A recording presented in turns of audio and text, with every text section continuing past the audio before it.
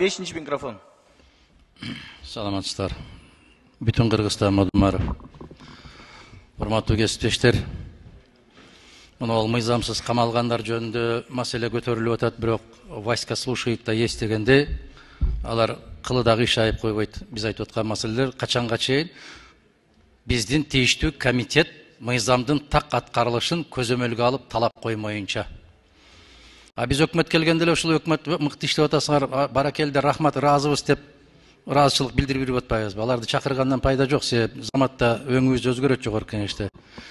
Мына ушул жерлерде де ушундай аябай чоң тополоңдор болуп атыптыр, мыйзам бузуулар болуп атыптыр. Ушул көзөмөлгө алчу орган жок деп айтып атабыз. Көзөмөлгө алчу орган жогорку кеңеш. Жогорку кеңештин тийиштүү комитеттери. Дары-дармектердин кымбатташы, дагы башка бир маселелердин бардыгын тийиштүү комитет парламенттик угууга алып келип ордуна коюп койсо болот. Бирок ага күчүбүз жетпейт. Ага эркибиз да жетпейт. Башка бирөө жасап бербейт биздин жасай турган жумушту, урматтуу кесиптештер. Мыйзамды биринчи жогорку кеңеште кармашыбыз керек.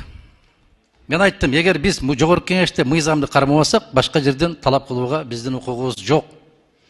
Мына мен кече эки жолу себептүү иш менен комитетке келбей калдым эле. Комитет заматтамага кат жазып, кайда болгонуңузду айтып койсоңуз деп. Эгерде мыйзамдын аткарылышын Мадумаровдон талап кылгандай кылсаңар эле өлкө гүлдөйт. Кече биздин комитеттин жыйыны өттү.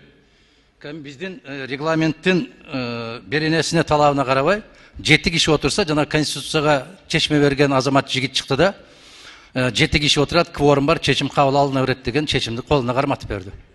Эгер биз өзүбүз конституциялык мыйзамды ушундай бузуп аткандан кийин кимден талап кылабыз? Кантип укугубуз бар талап кылганга? Бул жерде так жазылып турат, көпчүлүгү деп.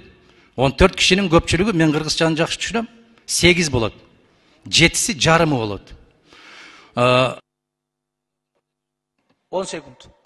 Нурлан Тургунбекович, сиз адилеттүүлүктү сүйгөн, дайым калыстык үчүн күрөш жүргүзгөн, туруктуу позицияңыз бар инсан төрага катарында сизден суранам, кечеки биздин өткөн комитетке өзүңүздүн позицияңызды билдирип койсоңуз.